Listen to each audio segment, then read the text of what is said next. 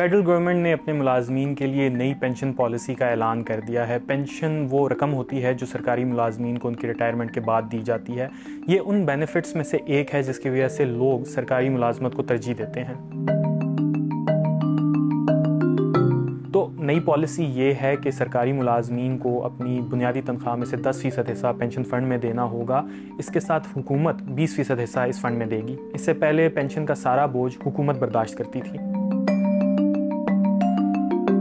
इस साल पेंशन का बजट 1000 अरब रुपए से बढ़ गया है। कर्ज़ों की अदायगी, दिफाई अखराजात, तरक्याती मंसूबों के बाद ये वफाकी हुकूमत का चौथा बड़ा खर्चा है। माहिरीन का कहना है कि बढ़ते हुए अखराजात के साथ पेंशन की अदायगी करना मुश्किल होता जा रहा है।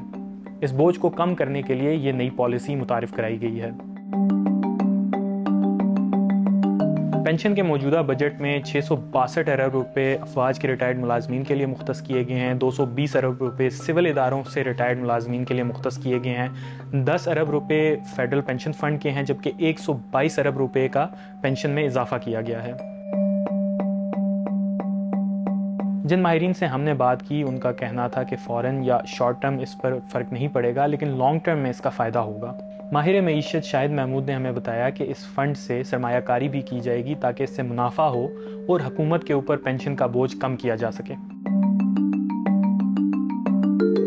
जो लोग रवां माली साल के शुरू होने के बाद से वफाकी मुलाजमत में आएंगे या वो अफराद जो अफवाज पाकिस्तान में अगले साल भर्ती होंगे, उनके ऊपर इस नई पॉलिसी का इतलाक होगा।